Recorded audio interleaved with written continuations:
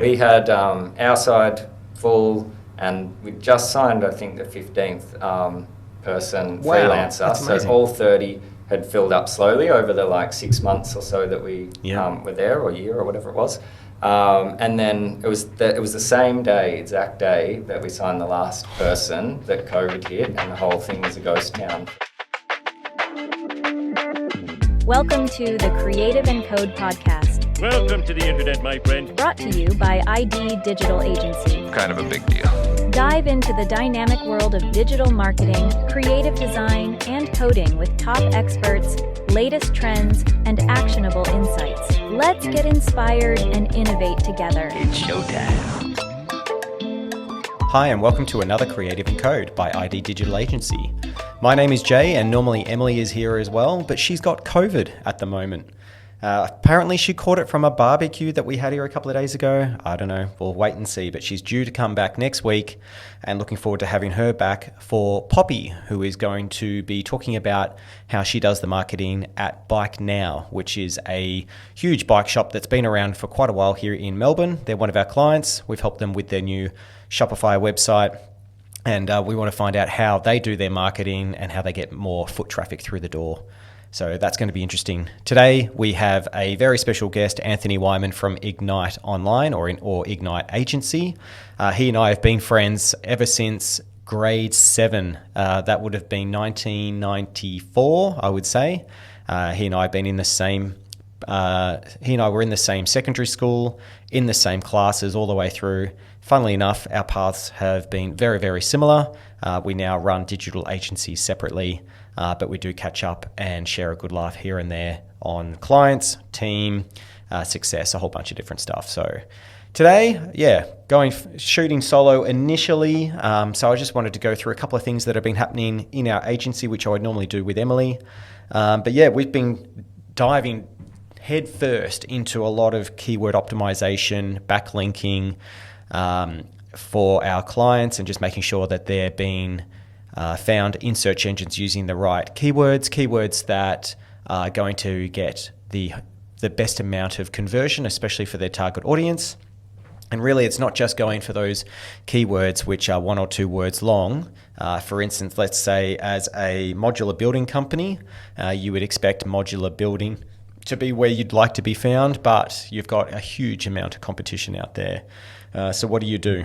Well, some of the really good tools like SEMrush is a great way to start, where you can put in your website, you can put in your competitors. I think it's 4 competitors at one time, and it will show you the keywords and where you currently rank in Google for those keywords, as well as which keywords your competitors are using and where they're being found in Google too.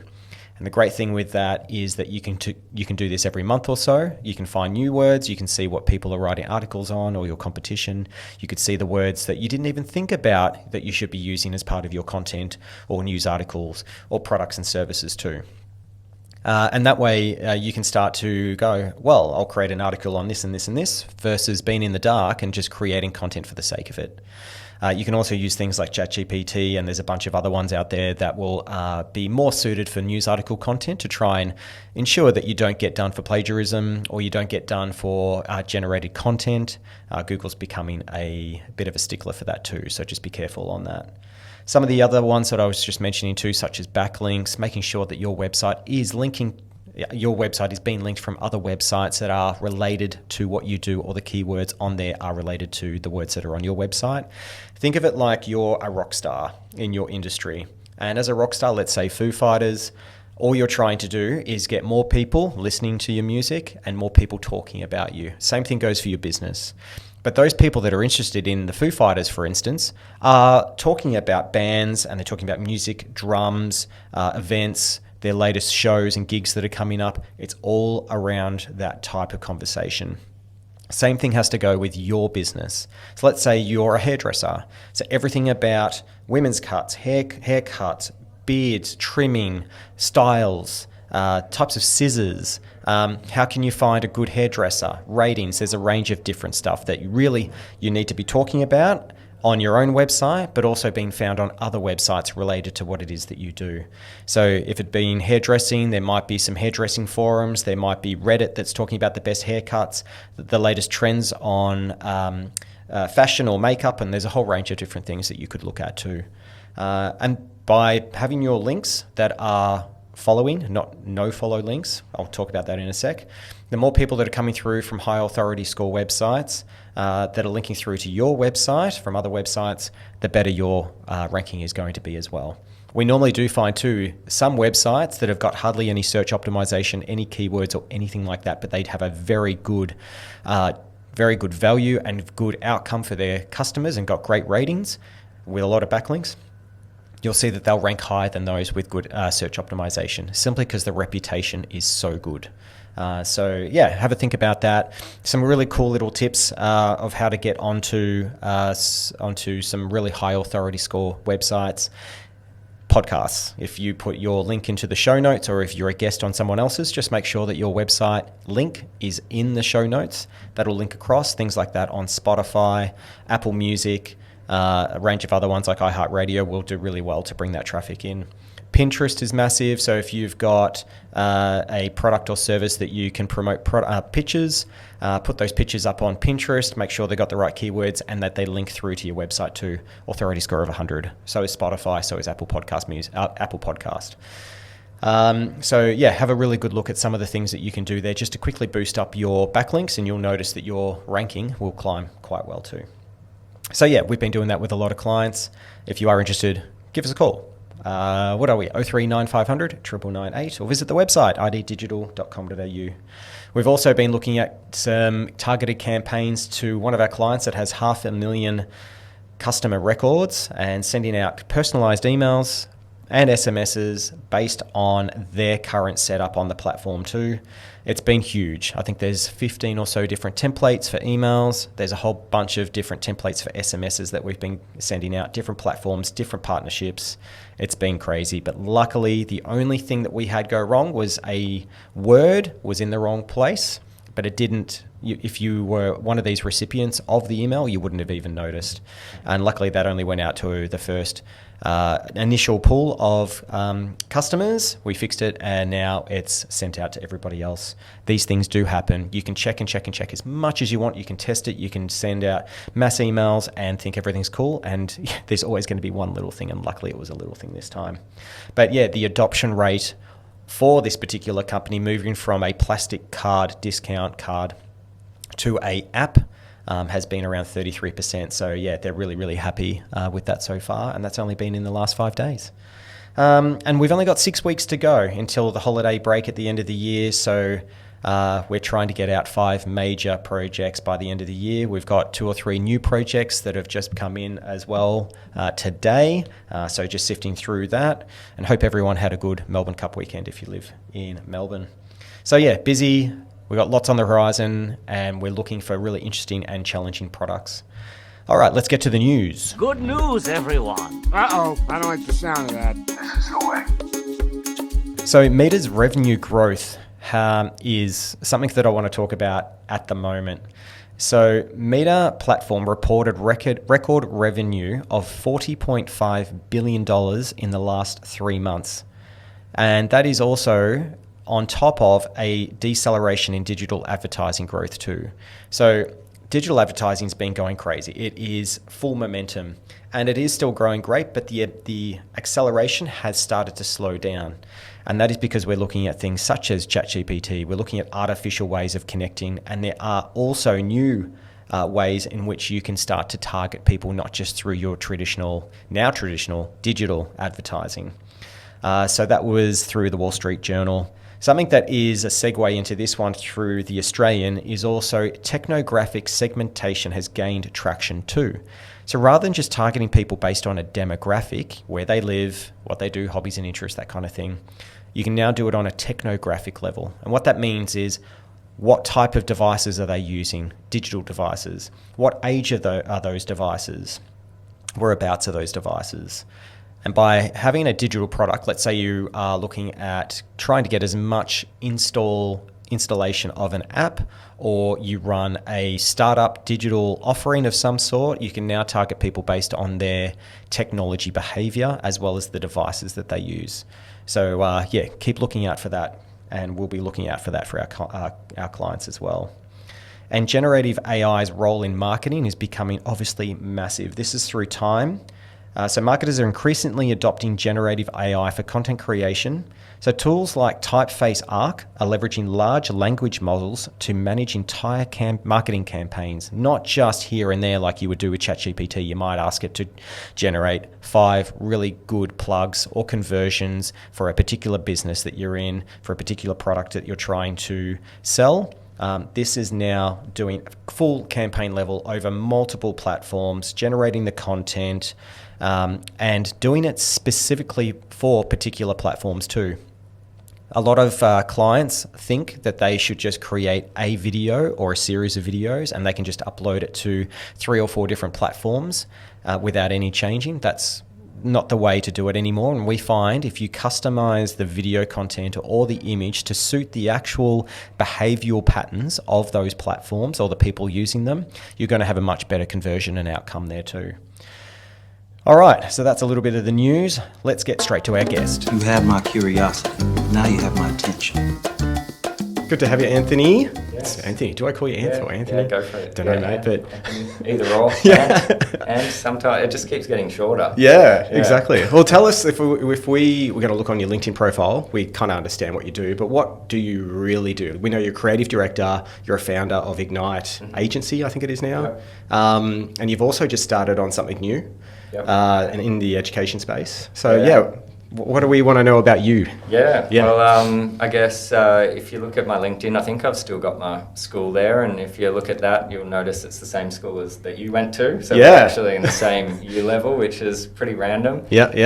And ended up in the same industry as well. So It's kind of like we've just been. We were in the same house, Holmes house or whatever, but. Yeah, we kind of did our own thing, but funnily enough, where we've gone in life has been kind of the same too. It has, so, yeah. Even like with I guess our focus as well, and what we kind of specialize in that, it's websites and apps, and we've both kind of narrowed down to, our target markets and similar kind of scale and stuff. So, doing our own thing in our own area, our own pond. So that's it. We're not splashing in each other's water. No, that's it. Lucky. Otherwise, I wouldn't be here. No, exactly. No. Oh, it could be. I don't know. Maybe I'm stealing shit. True. No, keep your friends close and enemies close. That's it. No, it's good. But so you Ignite Online or agency, I think we call it now. Mm-hmm. And I see you're starting to make a new website at the moment. Yeah. I saw some posts and things on it. That's right. Yeah. So how often are you making or reinventing, Ignite? How often are you doing that? Yeah. So look, I guess, when it comes to the website, it's overdue for a refresh. It's always the way for those that aren't in the space. Like your own website is the last to get any attention. The clients get all the attention. So it's overdue in that way. In terms of reinventing Ignite, I would say it's really constant.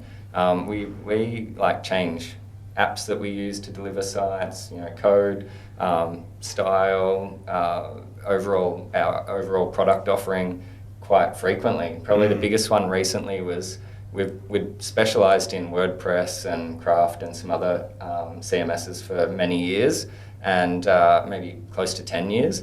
And then Webflow came along, and it's a cloud-based kind of SaaS model in terms of it includes the hosting and the kind of design tools, the ability to kind of still build custom websites, but in a bit more of like an all-encompassing environment. Much like the only other moment that when I first kind of saw Webflow that I had before that was another massive moment when I first saw Figma. Before that we were using Photoshop. And so it was just one of those moments where I'm like, this is the way it's going. And just instantly we were like, no more WordPress projects. And so we lost some pictures because we just said, no, we're just doing Webflow now. But the interesting thing about that as well is that in specialising and taking that leap to specialise, we lost some projects because we were no longer a good fit for those proposals or those pitches or proposals.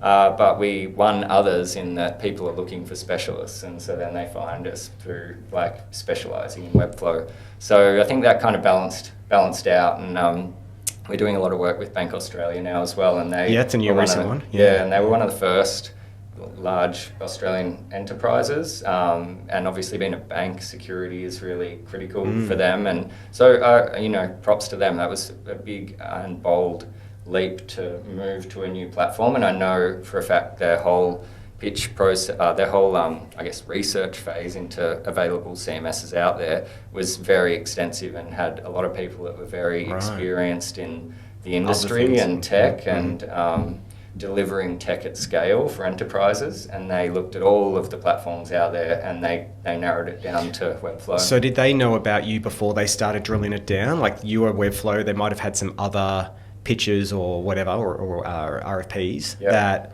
were maybe saying WordPress or whatever. Then they did their assessment and came back to you and said, yeah, we're going for you. Is that how it worked? Well, that's a bit of a long story, actually, but in terms of how they ended up with us.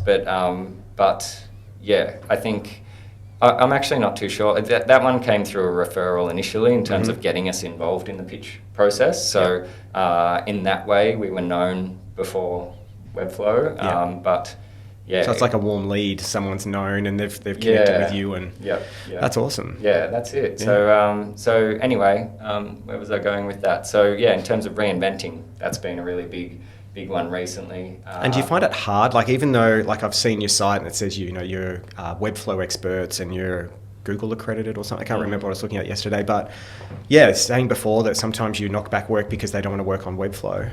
Are you finding that sometimes you're like, oh, should we just do a WordPress site or should we do a HubSpot site or something? Like I know you're in HubSpot at the moment and your new education, find a school things in HubSpot. Yeah.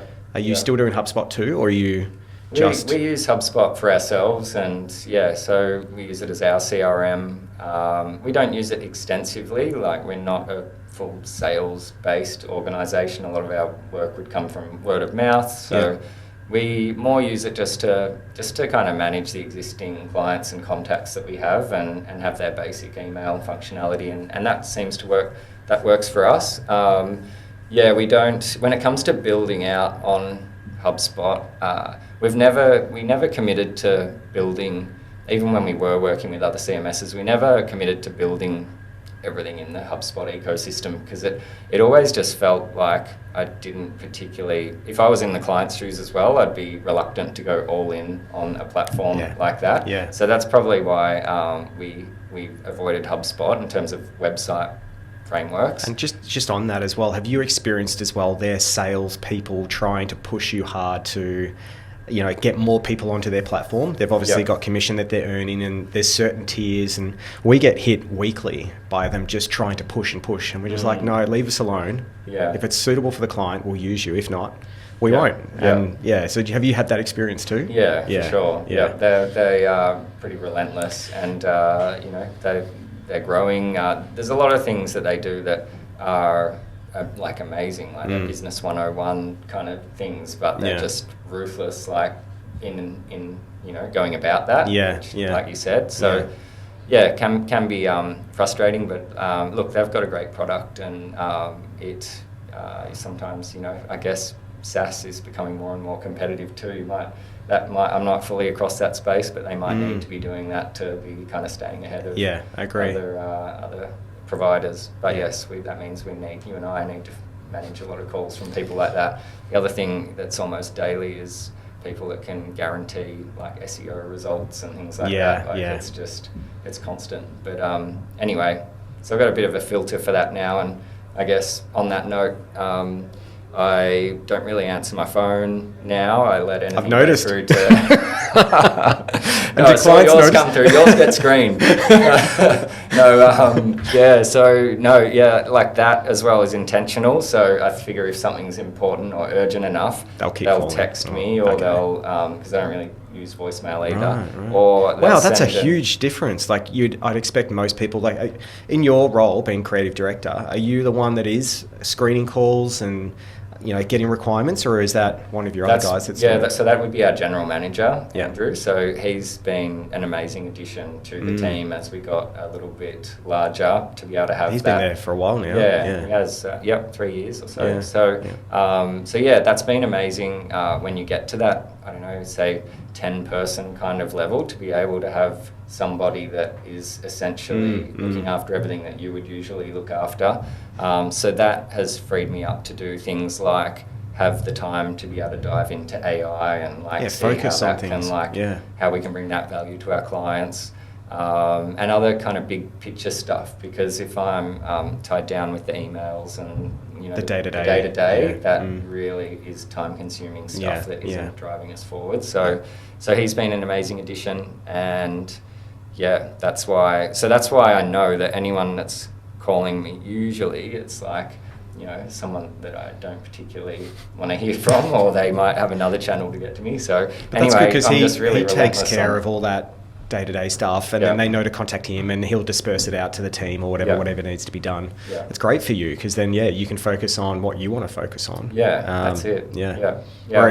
I'm really big on trying to like stay focused and be in the zone as well. I don't like myself like being like distracted, or like when I get into that zone, which is so amazing, to then get broken out of that. So and then you have to get back into that zone, and it's quite hard to do.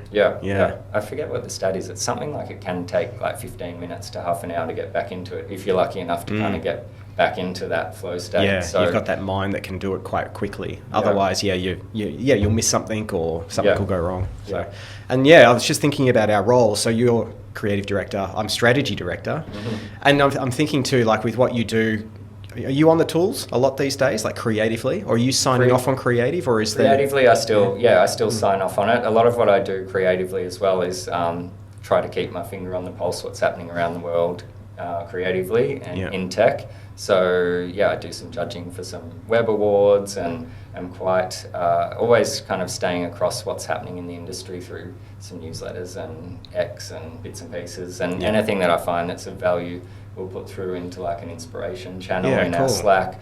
So I feel like that's a big part of my role too, just kind of peppering in the really juicy bits of content that I find out and about to keep our team up to date. And do you find the team do that too? They all kind of contribute into that board? All that channel? For sure. Cool. Really interesting to have everybody out there looking at what's new and what's happening. So, but when it comes to website designs and the creative, I'll spend more of my time initially in what we're going to do and like how we're going to go about it, I guess, the strategy side of things, but then totally like trust, and that's working in collaboration with the team, of course, like really trust my team with all of that strategic side of things as well. But once we all agree on something, I won't be on the tools necessarily putting it together, but we'll definitely be checking in and seeing how it's progressing, giving feedback, and if they bump into any issues, or it might be like, which do you like better, this or this, like little things like that. But and then a bit of an oversight then at the end, but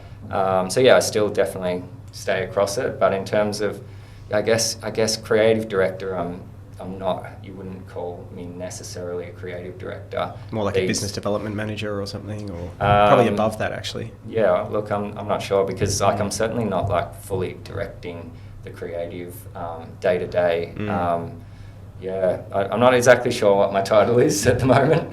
We kind of throw it around a bit. And that kind of, like for me being a strategy director, like my role's a little bit different to yours, even though we kind of do the same thing. I'm getting all the requirements coming in, like your general manager, I guess, doing a strategy and doing the proposal and that kind of thing. And then once I've got that goes to the project manager. And then they send it off to the team, estimate it all again, put it into chunks in Jira and all that stuff to then run that project. I'm part of that, kind of more the face of the business. Do you see yourself as the face, or it's now your general manager? Definitely Andrew is the face a lot of the time, because he'll be taking the initial kind of calls, having the initial video chats. I, for example, today have got another presentation that we're doing, or pitch, and I guess we're having the principal in on that meeting, and this is the first or second time that I'll be in on the call after a few other chats. So I guess I come in a little bit later in the process. That's good. And then the day-to-day, it would be Andrew and our project managers.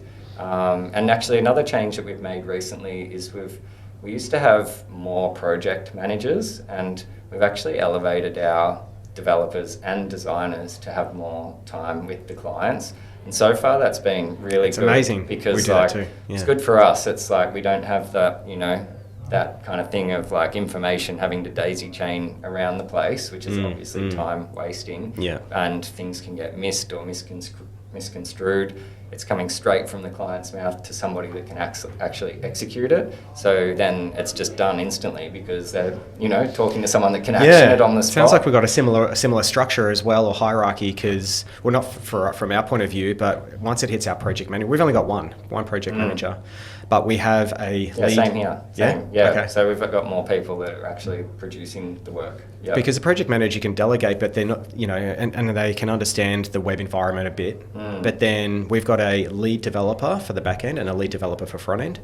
And every time we get a new project and we're not quite sure the tech stack, or if there's too many assumptions or whatever, they get involved right from the start. And what we find too is that the buy-in from them, if they feel like they've had a say or they've had a recommendation and it's been heard and taken on board, they want to run that project more and they're more invested in it because they had that upfront understanding of what this is. And sometimes too, just having them a part of it, and they hear, what, you want to use WordPress for that? No, like HubSpot's better for this, or Webflow, or whatever it might be. And you're like, oh yeah, fair enough. Because I could have gone one way and they all would have hated working on that project. But if we would have said to the client, hey, we recommend this instead of that, and these are the reasons why, they'll be like, oh, that makes sense. Because a lot of us come to the initial briefing and say, yeah, we want to use WordPress. And we used to just go, okay, fair enough. But now we're saying why. And then most of the time it's, because I've heard it's good. And you're like, it might be good for them, but it's probably not good for your business. So that's why we'll figure that out. Yeah, that's such a good question, that why, really, because so often you might hear or see on a pitch like that they have a particular requirement, and just asking why, there's not often a great answer for many things. So it's a great one, that simple question, why. Exactly, yeah. And I think the more we do that, and you don't want to sound like a kid who's 5 and they go, why? And you're just like, shut up. Not with a hand. I shouldn't have done that. But I think it's important. I think it's 3 whys I've heard is the way you do it. So, someone says, I want to use WordPress. Why? Because I've heard it's good. Or why do they think it's good? Because, they were able to do conversions, they got plugins. But what is it? And then they're like, yeah, fair enough. And then it comes back and you're like, what do you want? What's your objective? And it's like, well, that doesn't actually make sense anymore. So, and I think that really builds the initial upfront confidence with you too, between client and yourself, to go, oh shit, they're not just going to be yes people. They're going to really do the right thing for what we want. So and with your marketing, are you now focused on, obviously you're doing great websites, igniteonline.com.au, but when you're doing your marketing, are you purely looking for people looking for Webflow, or are you looking for just people who want to do great websites and you're recommending Webflow? Or probably a bit of both, really.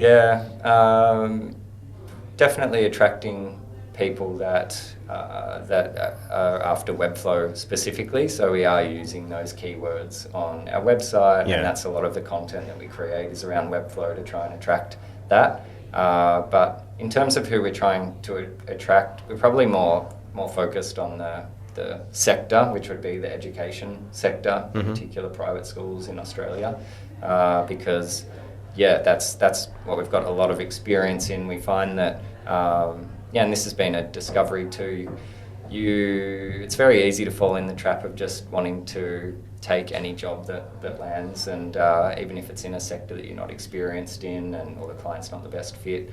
But we've just learned that can have really significant impacts, and obviously if they're not a fit for particular reasons, like you're not vibing or you don't like the way that they're even treating the sales process, because if they're not respecting the sales process, or there's delays in meetings, responses, they're delaying, it's like you can guarantee that's going to be the process through the project too. So that's a big flag for us when deciding, and because that stuff just drains the team too. It drains the resources dedicated to the project too, if we're always rescheduling meetings and that kind of thing. So we've learnt that it's actually just better to say no to those jobs. We had one recently, I won't mention the name, but it was a superannuation fund. And we were approached through another agency that's kind of shutting down at the moment. They're like, we've got this client, we want to bring them over to you. I'm like, all right, cool, give us some details, let us know what they're thinking. And one of the big things that they said was like, we want to use, what was it called? Sitecore, it was another one. This old school CMS, basically. And it's not something that we do. And when we said straight away, like, are they wanting to upgrade? Are they changing? You know, are they happy to do different platforms? And they're like, no. I'm like, I'm sorry, we can't actually do anything. Like, it's an old system. These are the reasons why. And we wouldn't feel comfortable. And we know we probably couldn't do it for you. But the good thing out of that, by not just saying yes and we'll figure it out and maybe hire someone to do it, they came back and said, oh, well, what are you suggesting? And we said this. And they're like, well, okay, well, that actually makes sense. We'll probably do that in 6 months, not straight away. And we'll just keep supporting our current system with our current agency until that happens. So, it's just being confident in your offering and not bowing down to like the pressures or, you know. And you'll probably find the same. Like sometimes it's a bit of a struggle sometimes to find the work, but you're not going to be lowering yourself just to make things meet. You really want to just be able to come to work every day and be happy and confident and know you're doing something good and not feeling like, oh, this guy's going to take 3 days to get back to me, even though the deadline's in 4 days and then we're going to have to rush it. Do you find that too? Definitely. No, it has big impacts. And when you've got the team that you know, it's their day-to-day of like managing the client, which maybe isn't like our job, but like when you're on the front lines there and dealing with that, it can just be completely draining and that they don't want to come into work. And ultimately you can have like really high turnover if you just bring on all those clients. So, which is even more expensive hiring and, you know, advertising and all that stuff. So you definitely want to avoid that at all costs. How's your, like, it seems like you've got everything organised. And again, like, it seems that on the level, but then when you look underneath, like even for us, you're always trying to improve your processes. You're always trying to find like subscriptions that you probably don't need, which you were talking about earlier. How do you find, what effort do you have involved in trying to retain your staff and to keep them happy and to keep them motivated to stay with you? So in terms of what I would do day to day, I think, look, I mean, not even day to day, like, you know, you're at the Commons. Yeah, I was just about to say, like, I think that's a really big part of it because the environment that you provide for the team and the tech that you supply them, but, you know, and then the clients that you allow through the gates to work with them, and all of those things are so important to their day to day, obviously. Exactly. So the Commons is a co-working space here in Australia. I'm not sure how global you are. Hopefully, global, but we'll see. But really great co-working space that provides a really kind of elite level of elite environment, like this place that we're in. This is the first time I've been to the Central House. Oh, has it? I'll take you for a tour afterwards, or after your pitch, or maybe. I just went for one. I was about to say, like, it's got a basketball court. It really. Have you seen the gym? Gym. I know. I'm tempted to move over here. It's good. Well. It's good. Yeah. But so good. But going back a little bit too. So you were at the Commons in Collingwood, I think, to start with, in Gipp Street, and this is how uncanny it is that we both went to the same school. We went to different universities. I think you went to Swinburne, did you? Yeah, and I went to Monash. And then somehow we've come back and we're at the same co-working space. I'm in South Melbourne and you're at Collingwood. And then we figure that out through the forum or something. And then we've connected every year or so. Just to hear how each of us are going. But it's just strange that we're on this like path where we connect every so often and keep going. And, no, it's funny. So, I know. It's, I guess I'm stalking you in some way. And I'm stalking you. Mutual stalking. Yeah, and then we went, one of the best nights I had ages ago was, I think it was our 15-year or 20-year high school reunion. And it was, we just were on the beers and people were stealing all the school glasses and all that stuff. Do you remember all that back then? Yeah, I remember, was that the one where we ended up at Justin's? That was and somehow we got a lift or something there together. I can't remember what happened, but it got messy. But it was fun. That is, It's funny. I think there was a reunion recently, and I didn't have time to go there. I think with you've got 2 kids now as well. Yeah. So I've got 2-year-old and a 7-year-old, and with that and work and some of these other initiatives, I'm really feeling like right now anyway, I'm like time's precious. Every minute is like fully booked. So and I'm trying to not drink as much as well. We are so aligned. It's not funny. I haven't drank for like 5 weeks or something now. At all. And I've made sure, because my wife's birthday is the day before mine. She's the 7th of December, and we're going to a winery, and I'm like, all right, nothing until then. Yeah, right. Which is about 50 something days that I'm doing. But so you're finding that works for you? Well, yeah, I think it kind of I guess I definitely did fall in the trap of drinking a bit more through COVID, and before you know it, it was kind of like every night we'll have a glass of wine or something. To relax. But since then, and with the kids, the ages they are, you realise as well, like, not that I would ever even get drunk then, that was more just having a drink a day, but those odd occasions where you might go out with mates and have way too many, the next day is it's a just write-off. Not worth it when if you have to look after kids. Yeah, if they're getting up, or if you get up at 2 o'clock because one of them's crying or whatever, you're like, oh my God. Yeah. And then you feel really bad because, this isn't the dad that I want to show up as. Exactly. Or that they remember you as either. Exactly, yeah. So that's been some of the motivators. And so, I've found that drinking soda water has really helped. So this is so funny. You got a soda stream? No, it's probably not ideal, but I just buy the $1 soda waters from Woolies and just have them. But I should get a soda stream, much more environmentally friendly. They work well. I think they do like 18 or 19 bottles of that stuff for about $15. So it's a bit cheaper, but at the same time, you just go shh and it's done. Yeah, nice. Yeah. So that's good. That gives it takes the edge off. Yeah. But two things that I do too. It'd be so weird if you did. Do you drink kava at all? No, nah. Have you heard about it? Is that a Fijian drink? Yeah, it's like Fijian or Vanuatu or something. But it's the root of a particular plant. It's not a hallucinogenic or anything, so don't go wrong. Yeah. But rather than drinking alcohol, it can substitute for it. It tastes like dirt and it looks like dirt. It's it's a powder. Yeah, yum. It's a powder. I think my son's on that at the moment, actually. What? Dirt. Oh, yeah. This is better too. 2-year-old.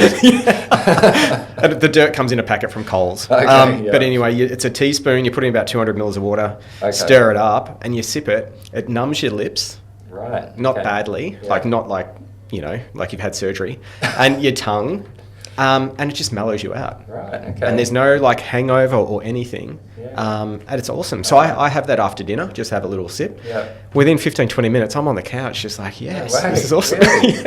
And it's not like a crazy, like chilled, like you're on weed or something, right? But it's just mellow. And it's really good. So give it a try. Yeah, right. I've got some of my friends on it now too. Okay, nice. Yeah. Nice. Yeah, have you got a sample for me? Oh, mate, I should have. Part of the deal? Damn it. Like, I'll send you some. With a free sample. But so that's one thing. And then there's probiotic collagen that you have. So that's two teaspoons. And it's a probiotic, and it just helps calm your stomach. Okay. And it gets rid of bloating and all that kind of stuff. Yeah. So I'm really much into fitness now, 20 Ks a day on the bike. Oh, nice. And then, walking wherever I can. Yeah. And I know you do the same. You bike ride, don't you? Yeah, I rode over here today. So rode from Preston to our office first in Collingwood, and then Collingwood over to here, South Melbourne, and got a bit of a detour home as well. But love riding. We've just got the one car, and so intentionally too. It's good. So that it forces me to get on the bike or catch public transport if I have to, or Well, that's one of the things too, is that I park at St Kevin's College on the freeway, so just on the Yarra Bend. Park there because I realised for me to come through on the Monash, it's $10 each way, so that's $20 plus $20 of parking. It's $40 a day just to come to work. Plus you can't, and so you get on the train there, do you, and catch the last? No, so I get on at 6. I could, but at St Kev's I grab the bike and I ride in. Got you. So it's like 8 Ks to work, 8 Ks back, bit of walking around during the day. Yeah. There's your 20 Ks. Yeah, so good. Yeah. And you can as well.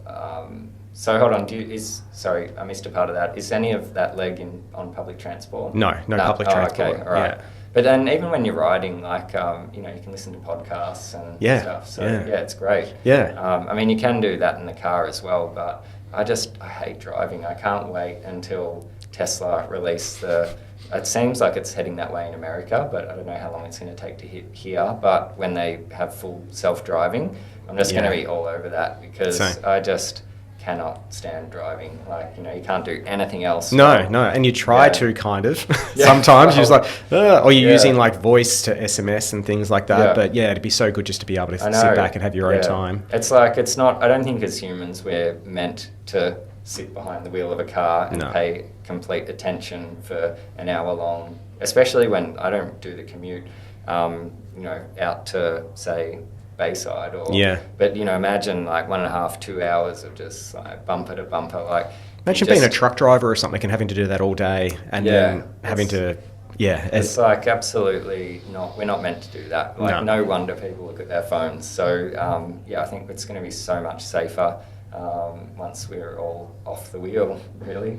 How important is it for you too to have your own time, like other than work? Obviously, like for me, it's probably 8:30 in the morning until about 6 o'clock at night. That's my work, bang, bang, bang, getting all that done, and then I'm off. Yeah. And then as soon as I close my laptop here, and sometimes I'll take it home just in case there's a problem. Do you take your laptop? Yeah, every day, yeah. But I open it up maybe because the wife needs me to design an invitation for something. I don't know. You get that too sometimes? Does that happen? Yeah, it still happens. But no, I don't think that Cara wants me to design things for her. I'll have to that's ask. good. Maybe that's lucky. An unmet desire there. I'll see if she wants me to design a birthday invite. That'd be cute. Yeah, why not? But but as soon as that laptop's shut, it's family time. And clients understand it as well. I make sure they're like, I'm available between these times. Please don't contact me outside unless there's a major issue. Yeah. Do you find the same thing? Definitely. Yeah.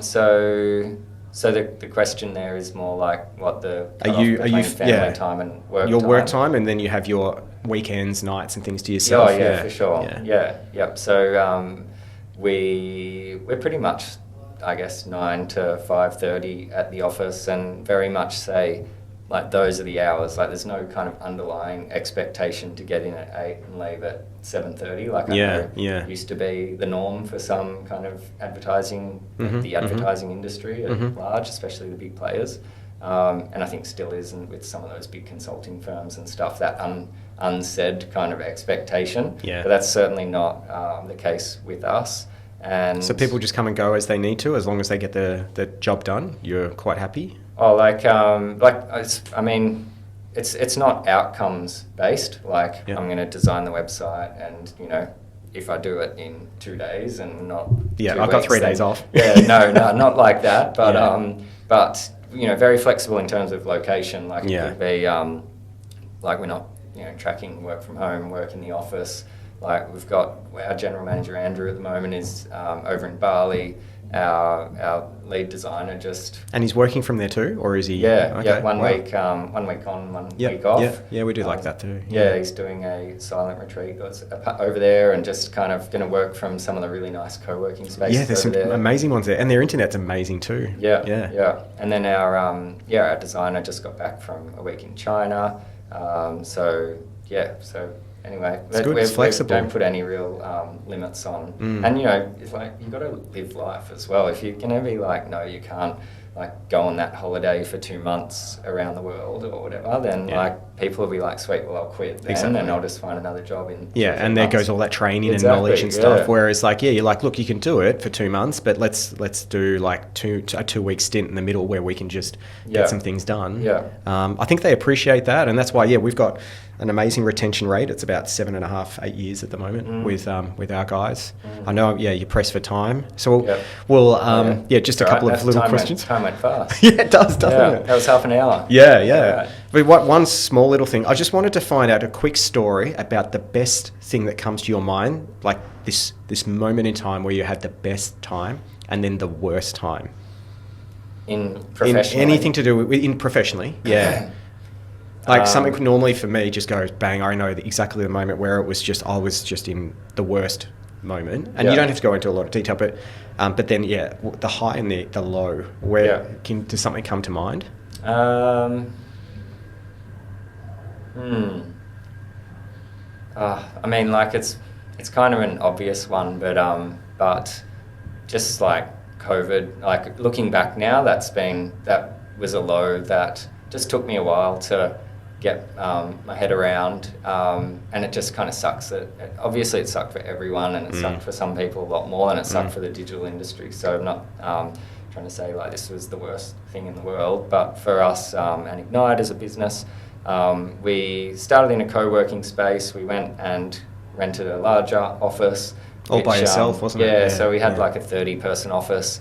And the plan was for us to take about 15 seats of it, and the other 15 to be various freelancers and things. Like your own mini co-working space? Yeah, pretty much. But specifically getting people in that provided complimentary services. Right. So like that's a cool. videographer, a photographer. That's awesome. 3D animation, all these kind of things that maybe we didn't have people on the you could team piggyback for. off each other. And so we'd end up being a really cohesive little agency with half of them as resources that we could just call on when needed.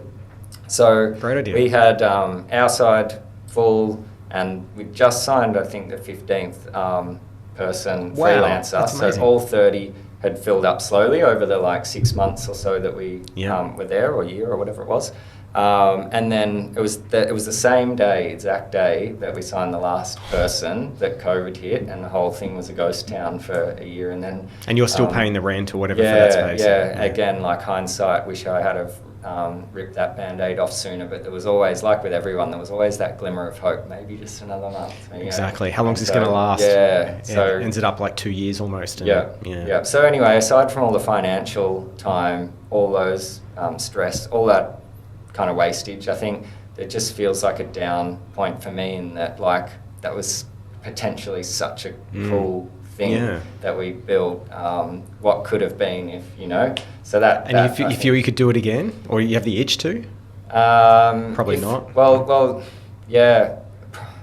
If I was to do it again, I'd do it. It definitely taught me something, which is that it takes a lot of time to manage a co-working space effectively. So although it was good, we had it full, it also added a lot to my plate. And almost like you need a part-time or full-time person just to run the place and make sure that you've got toilet paper and because that was me doing emergency runs for toilet paper, or going in on the weekend if there was a report of a leak, cleaning or something random. That was if would I do it again? Probably not. So, but in terms of that's just what came to mind. In terms of, potential down. Up point. Let's see. Up point. Oh, that's such a tough one. I'm just trying to think. Like winning really great new clients. Sometimes I find the best highs are the ones that come from the lowest lows. So, like for instance, you're like, oh my God, we've got no work coming through. During COVID as well, we had the same thing. And then we had, I was like, okay, I'm going to have to, leave, I don't even know what it's called, make people redundant, because I've never had to do it yet. Yeah.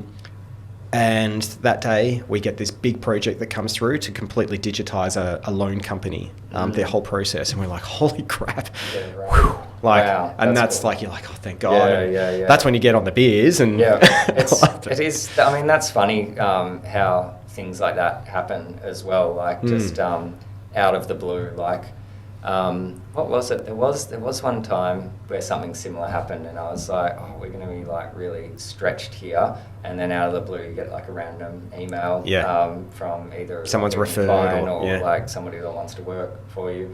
And so, there's definitely been those moments. Look, I don't know, if I had to pick one, it would be that I always look back on really like fondly. It would just be hiring your first employee, because and it's kind of what you said, the lows to the highs. It's like, that's one of the scariest things that I think you can do, because it's like committing to like, this is like a thing, this is like now something that I'm committed to, and like I have to like, provide for this person, which is a scary thing to do. When I remember feeling the same thing, and realizing too that my first hire has to be a bloody good hire, because it sets the precedent of every other hire and every way I do everything from then on. Because if you have a really bad hire for your first hire, you're going to think everyone's like that. Luckily for me, I had a guy that his name was Matt, and he was dedicated. He was a front-end dev, and I used to do all the design work. He'd do all it, because we didn't really have back ends. It was just front page and Dreamweaver back then when I started. Wow. And Yeah, and he was great. I'd get into work, and he's been overnight, and he's asleep at his chair. Yeah. Because he just wanted to finish That's it. so good. Not that I was pushing him to do it, but Yeah. he was just like, I just wanted to get it done. I mean, that's if you can find those people that are just intrinsically motivated to be there, and that's their calling, and they would be doing it whether you were paying them or not. Like those people can really just elevate the business. Like, so definitely that sounds like you're onto a winner. Yeah, and I think that's really part of the hiring process that we go through. It's not just what can you do, what are your skills, what's your history, show us your portfolio, that kind of thing. It's what are you here for? Yeah, what do you get out of this? And what's inspiring you? And if all those resonate with you, I'm like, he or she's the one to go for. So. I feel like I can often tell with that when you see the person that's doing the side projects, it's like, this is what I do at work. Yeah, you got to hustle. This is what I did for this little side project, or this is my side hustle, or this is something I did for a friend, whatever it is. Like those people, you can see there's that passion there. I just thought of another low point, actually, now you mention it. Sorry. This gets back to the Photoshop into Figma thing. Oh, yeah.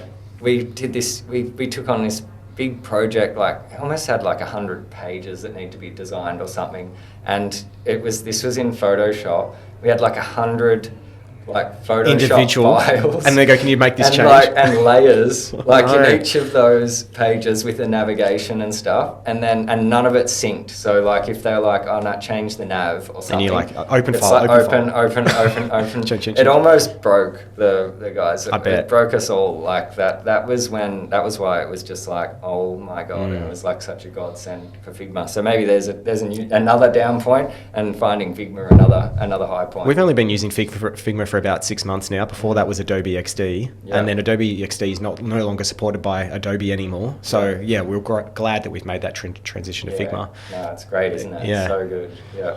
No, mate, I know you got to go, so I really appreciate the time. But I hope you enjoyed yourself. And it was good. Thanks for having me. No worries. When you start a podcast, I'll come on. No worries. That'd be great. I can steal all your shit again. Yeah.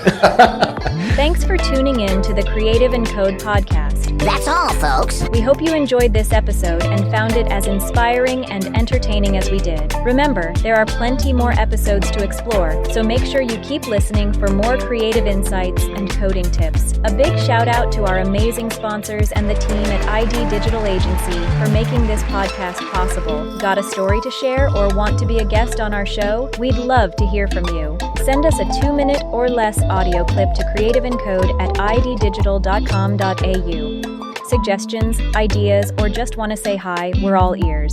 Thanks again for listening. Until next time, stay creative and keep coding.